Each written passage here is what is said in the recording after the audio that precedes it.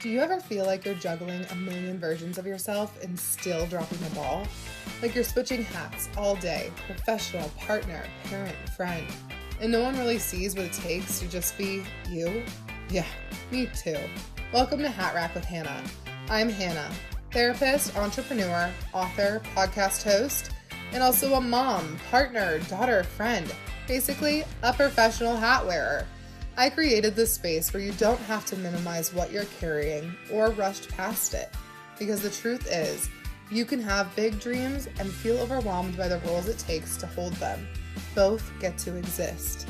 Here we slow it down, call it what it is, take some hats off, and figure out what actually belongs in your rack. So take a deep breath. You can set something down here, and let's get into it. Hello, Hatrack with Hannah listeners. Happy July. I am so excited to do our Hatrack questions for the month. They have been really reflective, and I can tell y'all are really into this month's theme. I've been floored, honestly, with the response from this month. I keep getting texts and DMs about how this is really connecting for a lot of people. And there's been a lot of gratitude, and it's filling my entire soul. So thank you so much. Oof, getting emotional. Thank you so much for the feedback. I'm very grateful, and I'm really happy that this topic is hitting home for a lot of you. So with that, let's get into our hat rack submissions. We've had a lot of really good ones, and I had to pare it down, I'm not going to lie, but I think they're very reflective of the month, and they're a little bit more challenging. I guess I could say they're challenging and questions I feel other listeners may be asking themselves.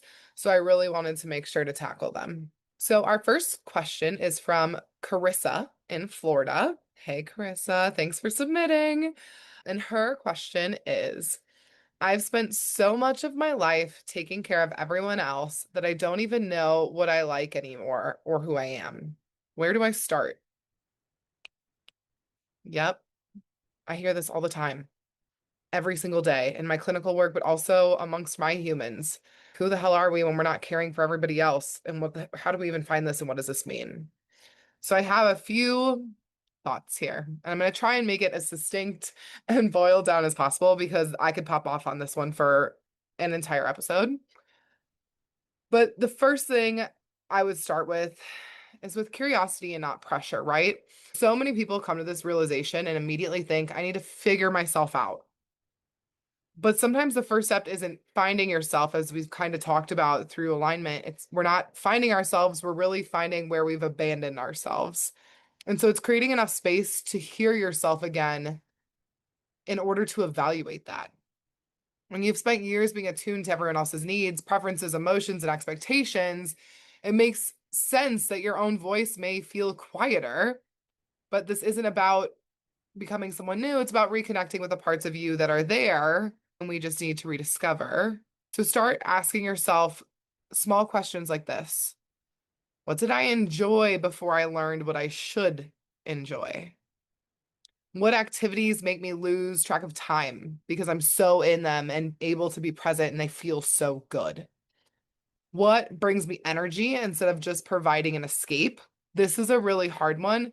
Oftentimes, when we're given a moment to breathe from caretaking responsibilities or caring for so many other people or holding so many other people's emotions, we don't even realize that what we're doing with our own time is to escape those pressures versus giving you life and fuel. So really take a minute to be like, what fuels me versus just is avoidance or just giving me escape. Both are important. I want to name that. Avoidance can be a maladaptive coping skill, but it is also a survival skill. Naming that. What am I naturally curious about? So when you're, and this can be in the like avoidance or providing an escape realm, but when you're flipping through Instagram or scrolling TikTok or whatever you do, what do you see? And you're like, ooh, I want to learn more. For example, my algorithm is totally knows that we're in alignment this month. and keeps showing me new moon rituals. And so at the end of last month, I did a new moon ritual with my mom. We've never done that so individually or together. And it was just everything I needed. And I think everything she needed and felt so, so good. We also never have the time and the space to do things like that together. So the fact that we had that, we're together on a full moon, had steps for a ritual was wild. But I was so curious about it and it felt so good. And one of my best witchy friends helped us with steps and we just did it. And it was just very natural. Came up on my feed, talked to one of my witchy humans, and had the space and it all aligned. So get curious about things that just grab your attention and see if they align with you. What do I find myself drawn to? What makes me feel more like me? So when you are doing things and it feels really good, or you feel like that's my zone of genius, write it down. Because oftentimes when we're doing things that we're like in our flow, and I'm not talking about caregiver flow, like we're just going through the motions to get the job done. I'm talking about like when you have a really good connection with a friend and y'all are just kikiing back and forth and you're like talking about something you don't normally talk about. And you're like, this feels good. Write it down. Make a list of what makes you feel more like you. Because oftentimes that's also sidebar, but a really good way to evaluate your relationships. If you meet with someone for coffee and it's completely draining and you're giving more than you're receiving, that's important to know. But if you meet with someone and it's fueling and you're just going back and forth, oh, there's a difference. So, Carissa, start by asking yourselves those questions and starting with that evaluation process in order to start finding yourself again. And when you're asking those questions, I want you to also pay attention to your body. Your body often knows before your brain can explain it. So notice what feels expansive, energizing, calming, and grounding. Make note of it. And then notice what also consistently leaves you feeling depleted, resentful, or disconnected. That can be a hard one, especially in caregiving, because there are not always fun parts to caregiving, but there are parts of caregiving that fill your soul. So sometimes it's just balancing or aligning with, I'm going to do more of those things in my day than the things that completely deplete you. So know that it's never going to be like I'm only going to do those things, but we can find more balance there. And then alignment starts with noticing. So notice what feels like a yes and what feels like a no.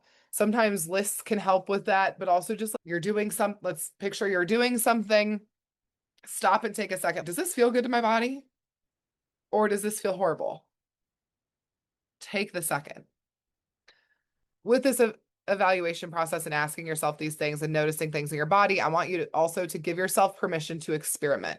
All of this is an experiment. So you don't have to find your passions overnight or try things without needing them to become a part of your identity. Give yourself permission to experiment. This is all an experimental process. We want to try new things and see if they feel good to us or not. We want to evaluate what we are currently doing and see if that's fuel or if we flare out with it. So try things without needing them to become a part of your identity. Go take a class, listen to music you forgot you loved, go somewhere new, create something, spend time alone without feeling the silence.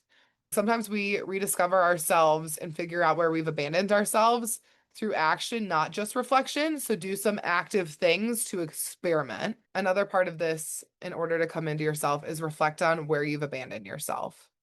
So where have you been saying yes when you need to say no?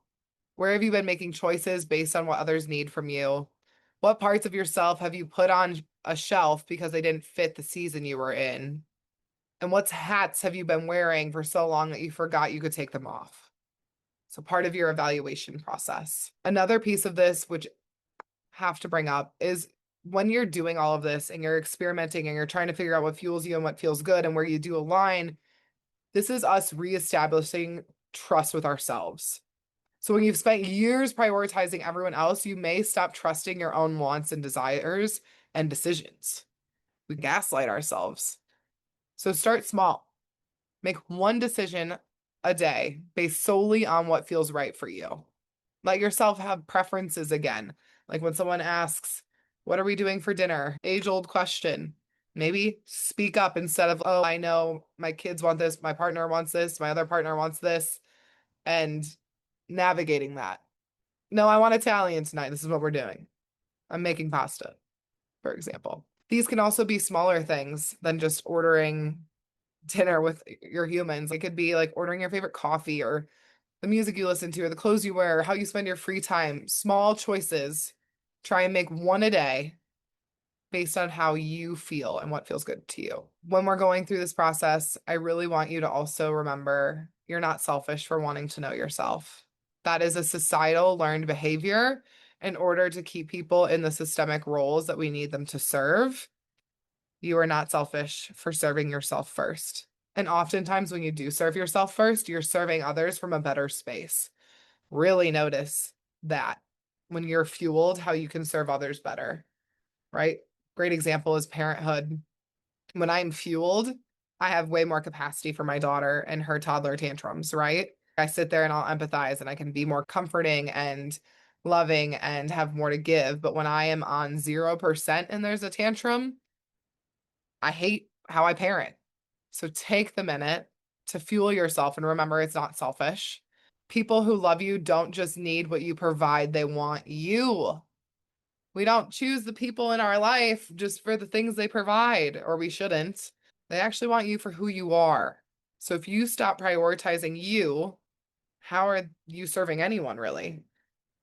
When it comes to parenthood, I also want to reflect on that piece. If you're not modeling to put yourself first, how do they learn to do that? Or are they just going to grow up learning to serve everyone else too? It's that important, and it's not selfish. Your worth is not only found in what you do for others. The goal isn't to stop caring for people, it's to stop disappearing while you're doing it. So sit with this question. Before I became who everyone else needed me to be, who was I? And what parts of that person are still waiting for me to come back? Carissa, thank you so much for asking that question. I know that was a little bit more in depth than I was planning on, but it's such an important piece because when we realize that we're just in the motions and not even knowing who we are anymore, we do need to really take a step back and evaluate. And so this is the start to a really big evaluation process for you. I'm really excited. Please fill me in and keep me in the loop and provide your updates. I'd be really excited to hear how this is hitting for you and happy to feature how it hits for you in the pod. Okay, next question is from James in New Jersey. This question is, how do I know if I'm finally in alignment or I'm just comfortable? Interesting. I think this is such an important question because alignment is often confused with comfort, and the truth is they can feel very similar, but they're absolutely not the same. Alignment is not always comfortable.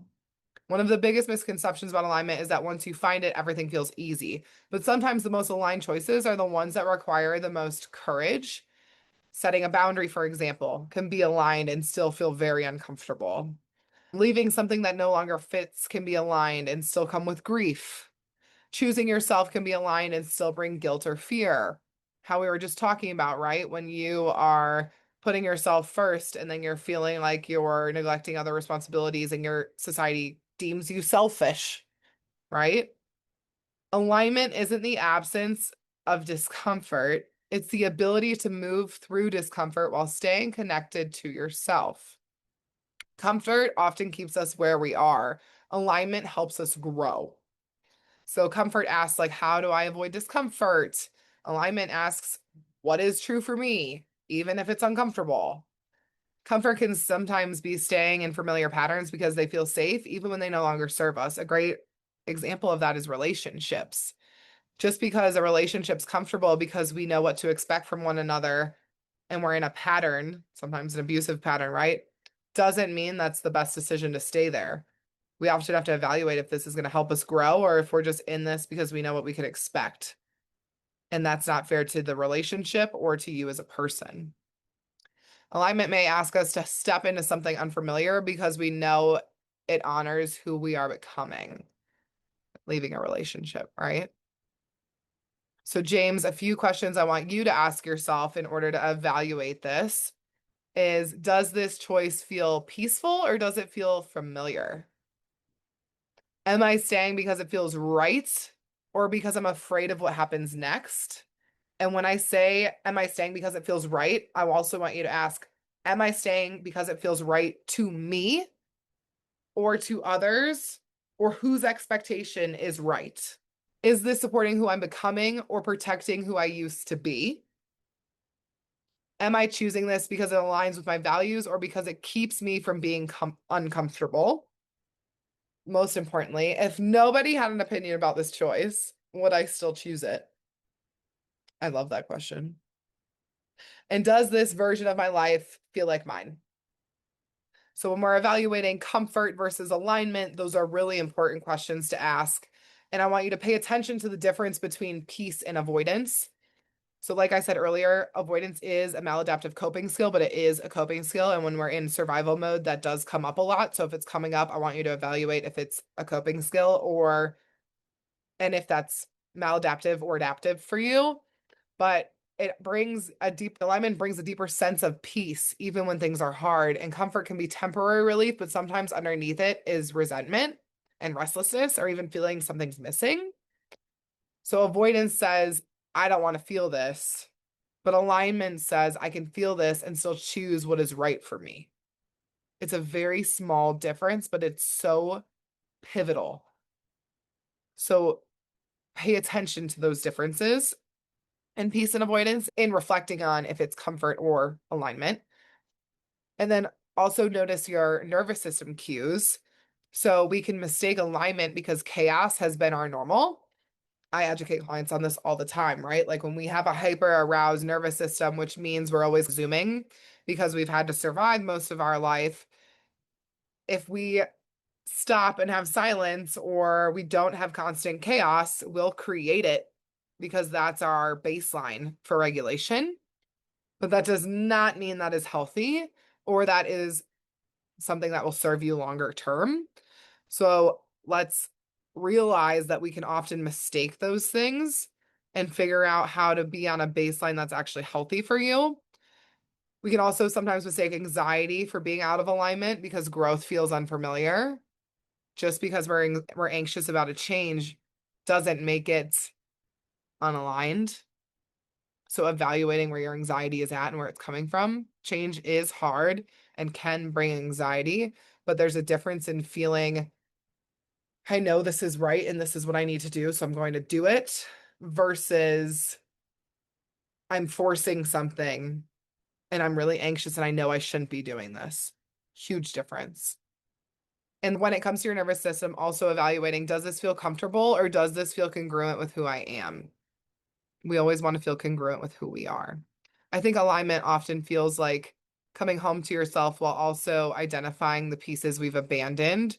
So if it feels like you don't have to perform as much and you don't have to constantly explain or justify your choices and you feel more connected to your values, you may still have hard days, doubts, and fears, but you aren't abandoning yourself to get through them. Something I've learned is that sometimes the most comfortable place is actually the place where we've learned to survive, and alignment is the place where we learn to live.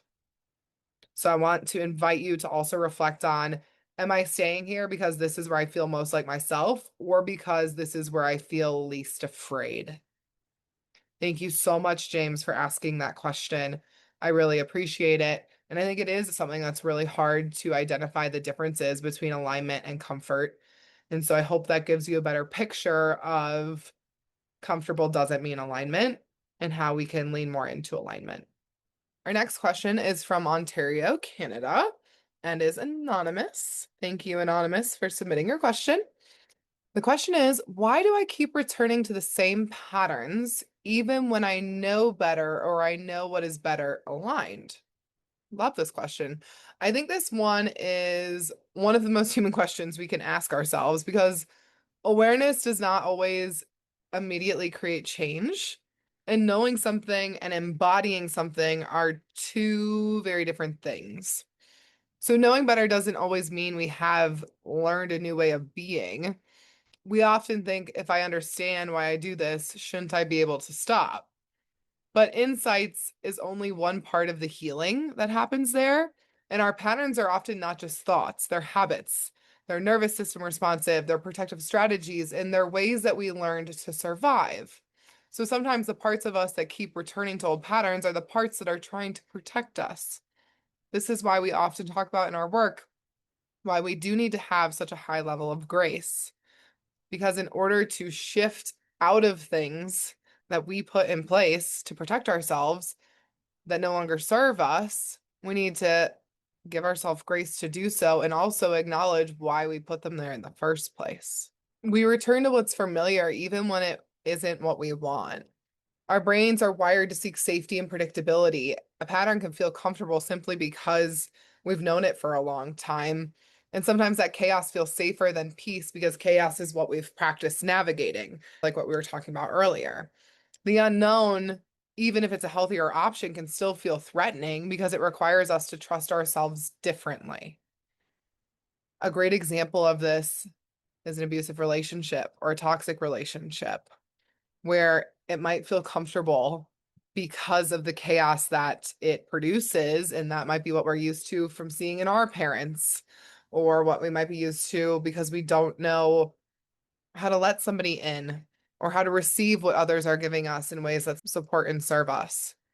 So we can be in things that we know aren't for us or aren't aligned, but we have to acknowledge the other pieces that keep us in those things. When we're acknowledging that a pattern may have once served a purpose, I want you to also evaluate and ask yourself, when did this pattern make sense for me and why? People pleasing may have helped you feel accepted, for example, or overworking may have helped you feel worthy, or avoiding conflict may have helped you feel safe. Controlling everything may have helped you manage uncertainty. I do that one all the time. But the goal isn't to shame the pattern, it's to understand why it showed up and decide if it still belongs in your life. And a personal example, when I say controlling everything may have you or may have helped you manage uncertainty, I hate uncertainty. And control helps me ease my own anxieties. And so that's why when I'm in a space of immense stress or I'm anxious, I'll often go straight to ways I can control things. And when I see that, I literally have to stop, realize I've entered that pattern, and reflect on, okay, what is stressing me out so much? Is it mine to hold or not?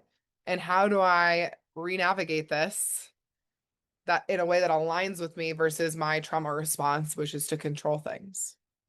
It doesn't mean that response is wrong. It just doesn't mean that it is aligned with me either. It's part of my pattern. Sometimes we're trying to create change while still abandoning ourselves. And we can say we want boundaries, but then punish ourselves when someone is disappointed. We can say we want rest, but feel guilty when we slow down. We can say we want authenticity, but still seek permission from everyone else before choosing ourselves. That one's very common, right? Real change requires not just changing the behavior, but changing the relationship we have with ourselves. Grace, right? One that listeners often always bring up, and that I think is really reflective here for you, Anonymous, is we can say we want boundaries, but then punish ourselves when someone is disappointed. Not given much context, I could see that being something that fits here. If you're in a pattern and you know it doesn't serve you, do you feel the consequences of disappointing someone else are keeping you in this pattern? So instead of hurting someone else, we're going to hurt ourselves instead. I've said this before, but I completely stand by it. We are way quicker to judge and hurt ourselves than we are to others because it's easier. I can be an asshole to myself all day. But if I have to turn that outward and be transparent with others, ooh, we can't do that. That's not okay, right? And so we immediately judge ourselves before giving ourselves the space to say what we need to say and also pivot what we need to say in a way that can be really impactful for others. Growth is not linear. Returning to an old pattern doesn't mean that you failed.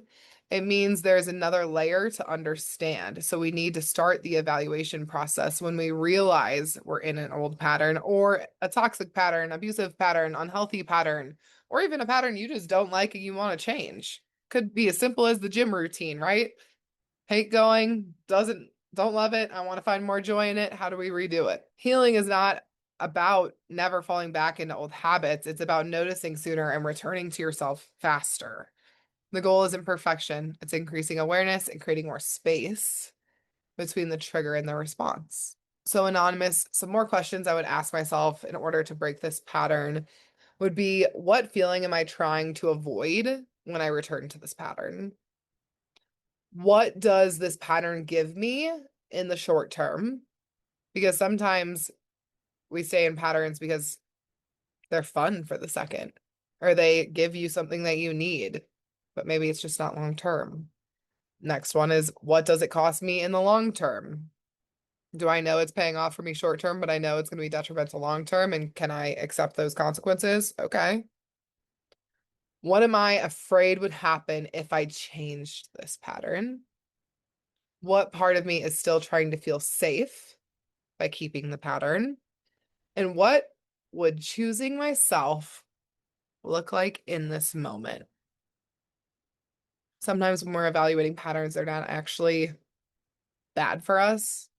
We might just feel called to make a change, which is completely okay and fair and valid, but we can do this in a way that is aligned with ourselves. I think sometimes we focus so much on asking, why can't I stop doing this? When a more compassionate question is actually, what is this pattern trying to do for me? And finding understanding there. Because the goal isn't to fight the parts of ourselves that developed these patterns. The goal is to help those parts realize they don't have to carry the same role anymore. A reflection I'd like to leave you with, Anonymous, is the fact that you keep returning to the pattern doesn't mean you aren't growing. Sometimes growth looks like recognizing the pattern you used to call normal and realizing, I don't want to live here anymore. The awareness and the realization is huge, but it doesn't change the behavior, but it has to come first. So when you realize the pattern that you want to change, ask yourselves these questions to evaluate and start to have behavioral shifts and take actions. Okay, we have two more questions. This one is from Haley from Pittsburgh. Thanks for submitting your question. Her question is, I don't feel unhappy, but I don't feel like myself either. Is that what being out of alignment feels like? Haley, thank you so much for your transparency and vulnerability. Being out of alignment doesn't always look like a crisis. Sometimes it looks like feeling disconnected from yourself or simply unhappy. We often think we'll know we're out of alignment because everything falls apart, but more often it can show up really quiet. You're functioning, you're checking boxes, you're going through your day, and nothing is necessarily wrong, but something feels like it's missing. For me, alignment isn't measured by happiness, it's measured by connection. So, questions I would ask are, do I feel connected to my values? Do I recognize myself in those choices I'm making? Am I living intentionally or am I just operating on autopilot? Am I making decisions because they feel true to me or because they're what I've always done? Those can really help narrow down the unhappy piece. Oftentimes, when I evaluate this with humans in my life, we find that a lot of life we're living is on autopilot and not being present. And that creates a lot of unhappiness. So, definitely evaluate if that is the case here and the questions that I just brought up. But sometimes what we're calling fine, which I hate that word, is actually familiarity. So we can become so accustomed to living in survival mode that it starts to feel normal. We adjust to caring too much and putting ourselves last, and we get really good at functioning while feeling disconnected because we feel we have to. And it's just because it's familiar doesn't mean it's aligned. And a lot of times it leads to feeling unhappy. I also think we have to ask ourselves if we're confusing comfort with connection.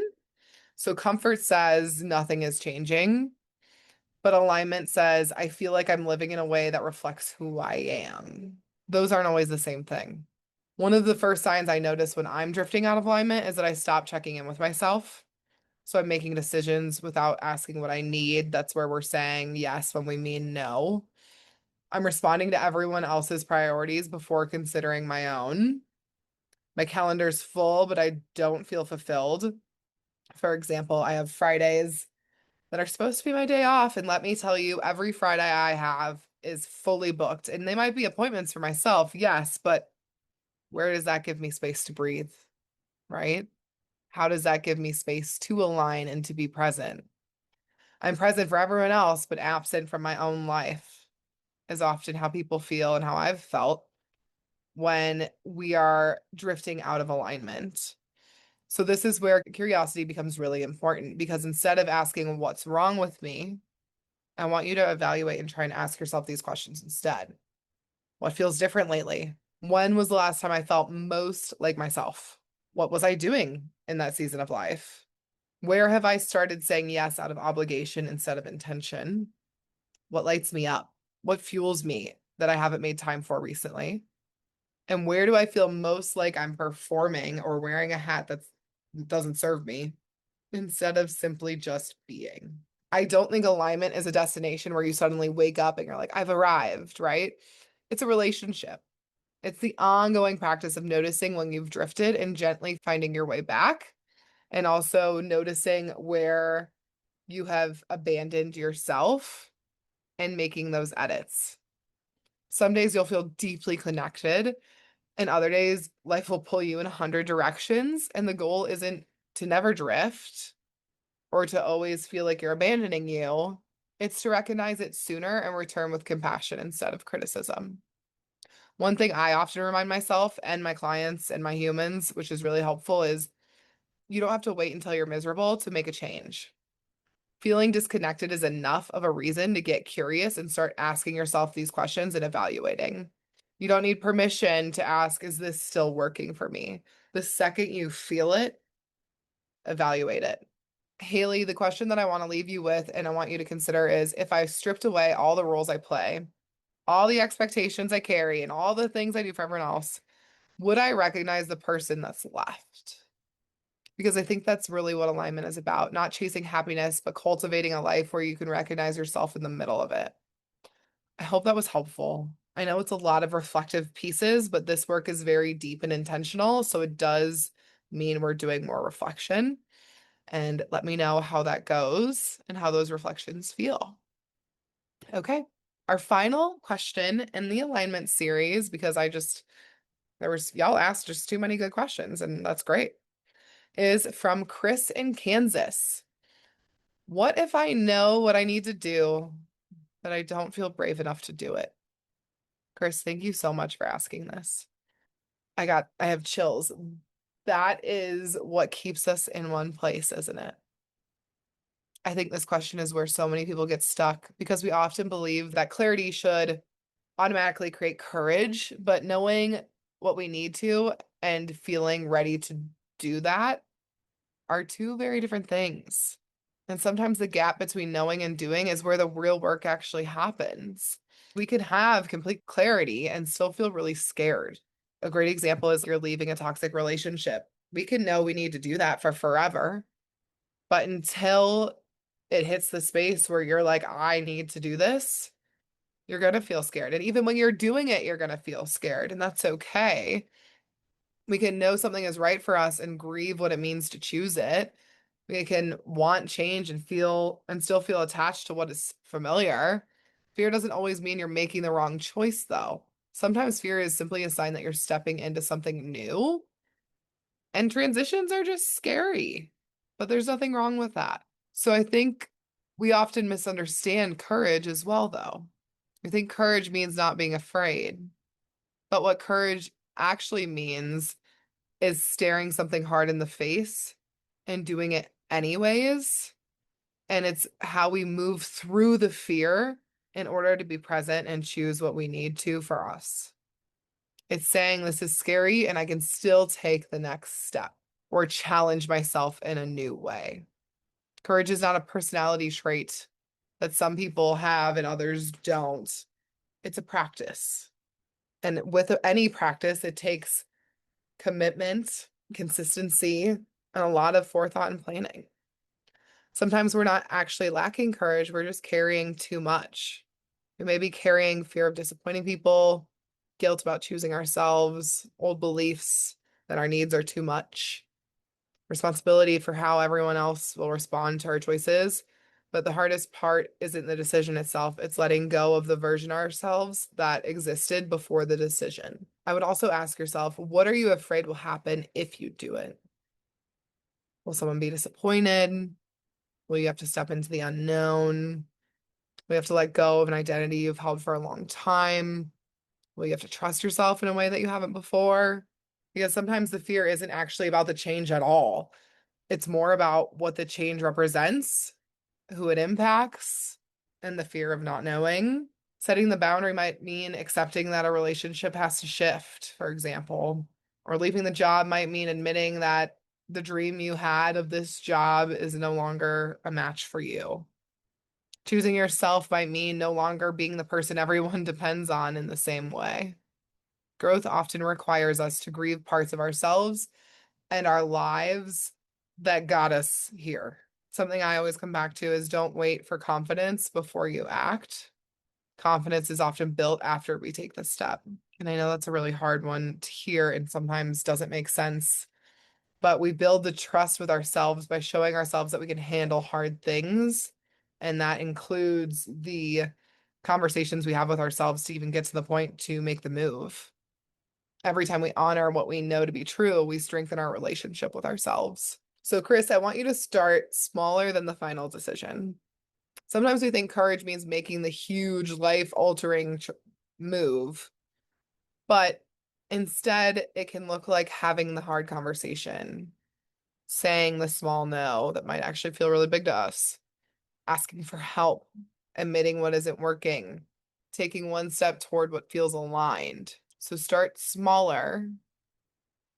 And then a few questions I want you to ask yourself, Chris, are also what do I already know but keep negotiating with? We oftentimes negotiate when we're not trusting of ourselves to make the next move. Oh, it's not that bad, for example. Another question I would ask myself is, am I waiting for the fear to disappear before I move? Because oftentimes that doesn't happen unless you know that there are factors that are going to fall into place that remove the fear. Are we waiting on that? What would I do if I trusted myself just 10% more? And what do I need to feel that I trust myself that 10% more? What is the smallest aligned action I can take today? Write down an action step. Am I protecting myself from discomfort or protecting myself from something that truly isn't right? And I think this is where alignment becomes really powerful. Alignment doesn't mean you're fearless. It means you stop abandoning yourself just because something feels hard. It means you learn to stand beside yourself through uncertainty. The reminder I would offer you, Chris, is you don't have to feel ready to begin. Sometimes readiness is something we create by taking the first step. I guess maybe the question really isn't how do I become brave enough, but maybe it's what would I choose if I trusted that I could handle whatever comes next? Thank you so much, Chris, Haley, Carissa from Florida, Anonymous from Canada, and James in New Jersey. I really appreciate your questions and thank you so much for chiming in on alignment. I also just wanted to make it so clear because I don't think I've ever said this, but I receive questions from listeners when they listen to whatever episode they're listening to, right? So if you are listening to an old episode or the newest episode, you could always submit your Hatrack questions and I can always still answer them.